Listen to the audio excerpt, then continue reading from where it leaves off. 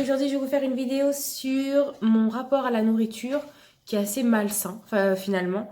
Déjà, lorsque j'étais petite, j'étais obèse. J'étais grosse, j'étais pas obèse, j'étais très grosse. Ma mère m'a inscrite à la natation pour maigrir. Et la natation, au fil des années, c'est devenu un sport que j'ai pratiqué de manière intensive. C'est-à-dire que je le faisais 2h30 par semaine. Le week-end, j'avais des compétitions. Les vacances scolaires, c'était pour mes stages de natation. Et j'en suis arrivée à un tel point de compétition, de stress en fait, que ça ne m'a plus du tout plu et qu'une fois arrivée à la fac, j'ai trouvé la bonne excuse pour m'arrêter. Euh, donc j'avais un corps pendant toute mon adolescence très musclé, très marqué, la taille, les épaules, les abdos. Ensuite, donc je suis arrivée à la fac et se posait le problème de la cantine. J'avais la flemme de faire la queue, j'avais pas le temps, j'avais qu'une heure pour manger, comme les autres étudiants, tu me diras. Mais voilà, ça me mettait trop de temps. Je mangeais le machin en 10 minutes et tout. Et j'avais les solutions de facilité, puisque en bas de ma faculté, il y avait tout ce qui était kebab, McDo, machin. Donc en fait, tous les midis, j'allais là-bas, une fois, deux fois, trois fois. Et ensuite, c'était vraiment un quotidien. Et en plus, c'est devenu aussi un manque. C'est-à-dire que quand je mangeais pas kebab ou McDo ou machin, j'avais le manque des frites, de la graisse, du pain. En fait, c'est comme si c'était devenu addictif, quoi. Attendez, excusez-moi. Et je voyais le poids monter sur ma balance, mais je m'inquiétais pas plus que ça parce que je me disais, bon, vas-y, je fais que 50 kilos, je m'en fous, 51, 52, 53.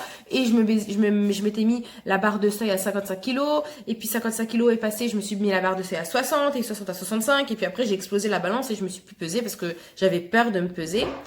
Et à 25 ans, il y a eu un événement qui s'est passé dans ma vie qui m'a un peu traumatisée psychologiquement.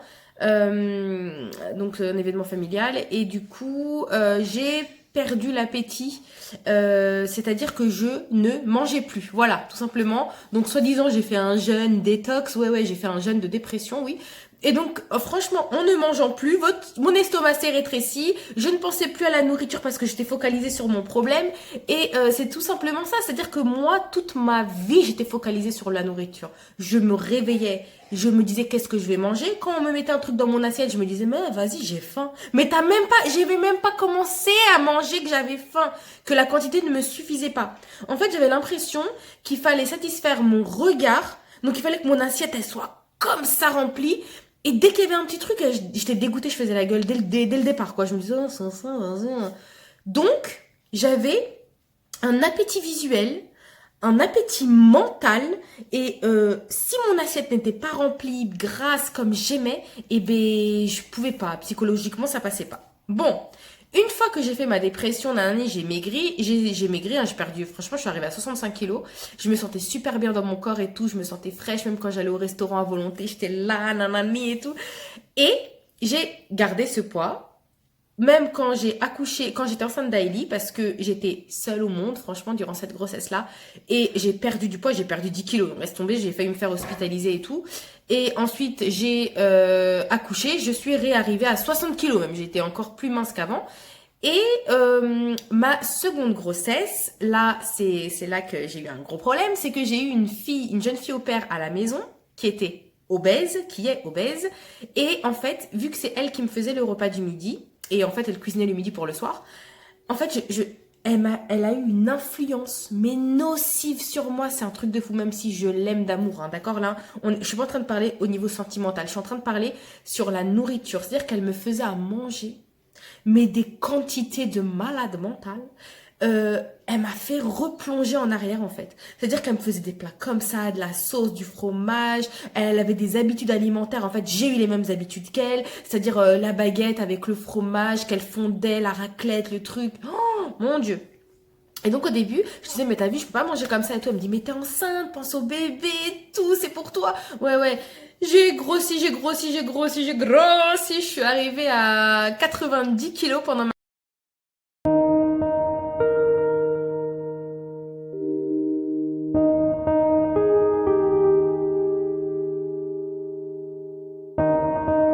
gonflée. Mais je te jure, on dirait qu'on avait pris une pompe.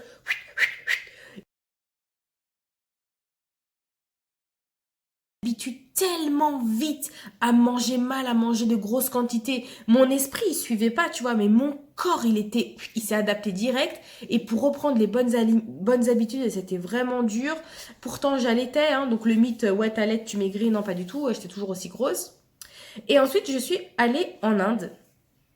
Et en Inde, les personnes, en fait, elles sont pas comme en France où à chaque fois qu'on te parle, on va prendre des petites pincettes. Là, elles étaient cash de ouf. Et elles m'ont pas vue pendant 2 ans et demi. Et quand je suis revenue, ma première copine, elle m'a dit, oh, mais Naz, mais il s'est passé quoi? Mais tes yeux, mais tes joues et tout. Je dis, mais oh non, je dis, putain, elle n'est pas sérieuse. Comment est-ce qu'elle m'affiche devant tout le monde? Et elle me dit, mais. Et puis j'avais eu un sari. Et genre, elle me touchait mon sari. Elle me fait, mais regarde et tout. Comment t'es rentrée dedans et tout? On te l'a cousu sur toi.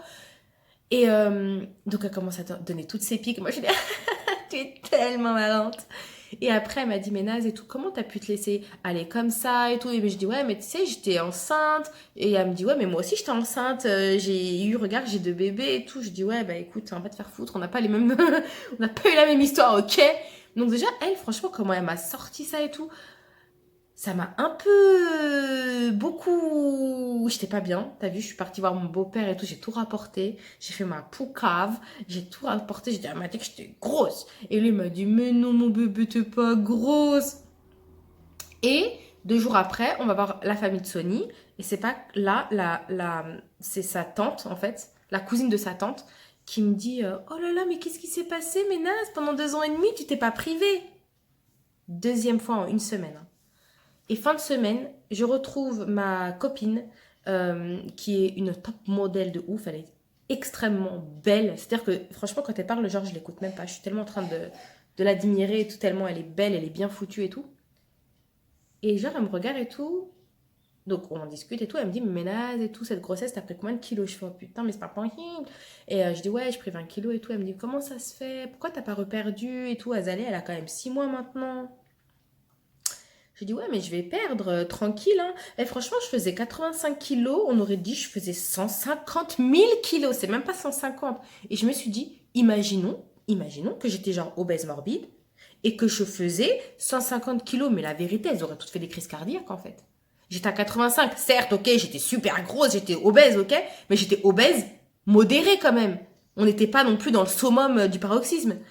Et en fait, le fait d'avoir ces 3 remarques-là par semaine, autant te dire que je me suis sentie très mal. Et puis, ça m'a pas forcément poussée à maigrir, mais je n'aime pas tellement la nourriture indienne. C'est-à-dire qu'en fait, mes beaux-parents sont végétariens.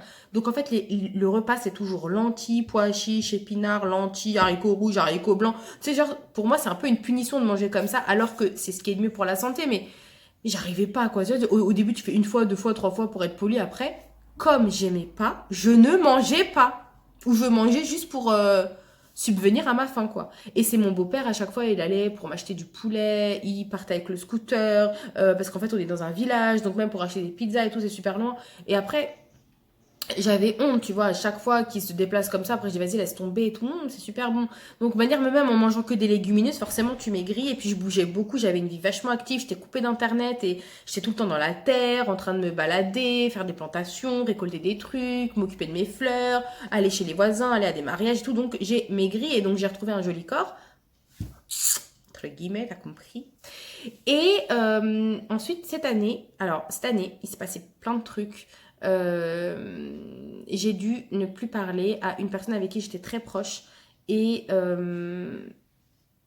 là c'était compliqué pour moi parce qu'elle me manquait, parce que mine de rien je l'aimais énormément et ne plus pouvoir lui parler, ni elle ni moi de nos côtés en fait c'était plus possible. Et ben moi ça m'a mis dans un état pas possible où genre j'ai fait que manger. En plus je pensais tout le temps à elle, tu vois, je pensais beaucoup à elle en fait.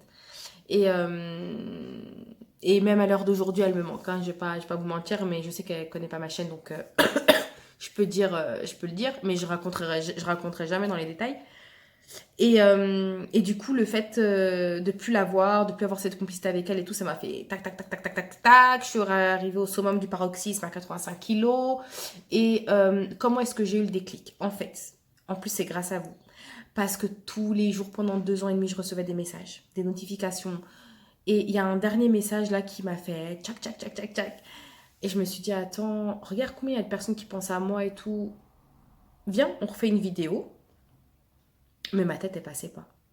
Ma tête, elle passait pas. En fait, ça... déjà que là, t'as vu, c'est un peu, voilà. Mais là, c'était comme as. Imagine comme as. Je me suis dit, ah ouais, j'ai trop honte et tout. Dans la dernière vidéo, je faisais 63 kilos.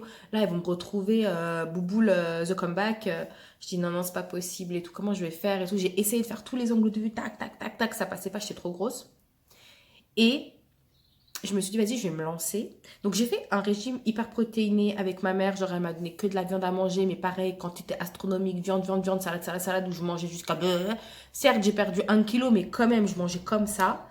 Et ensuite, je me suis ressentie bien, le fait que vous m'écriviez, que nanani, que je vois que j'ai beaucoup de soutien et tout. Et je me suis dit, vas-y, on se remotive, on oublie tout ça, la déprime, les mauvais trucs, on se met dans le droit chemin. J'ai commencé à perdre toute seule. Ensuite, euh, j'ai été contactée pour faire une box minceur. J'ai tout de suite accepté, ce qui est logique. Enfin, franchement, qui ne l'aurait pas fait? Ça m'a encore plus motivée parce que j'avais un programme à respecter, des choses à partager avec vous et tout. Et ayant cet objectif par rapport à des personnes, par rapport à mon... En fait, c'est le fait d'avoir un objectif par rapport à quelqu'un qui a fait que je me suis motivée par rapport à moi-même. T'as compris ou pas? En fait, mon mari, c'est pas quelqu'un qui va me dire ah, t'es belle et tout, t'as maigri. Mais comment il s'en fout que je fasse 100 kilos? Si, il va me dire que je suis grosse, tu vois. Lui, il me dit que je suis grosse. Mais une fois que j'ai maigri, bon. Ah oui, qu'est-ce qu'il me dit? Quand je dis ouais, t'as vu, j'ai perdu et tout, je fais 76 kilos. Il me dit ouais, c'est bien, mais tu sais, je sais que dans 4 mois, tu vas être comme avant. En fait, lui, il est tellement pas dans l'encouragement. Pour lui, c'est genre juste qu'une passade et je vais retourner comme avant.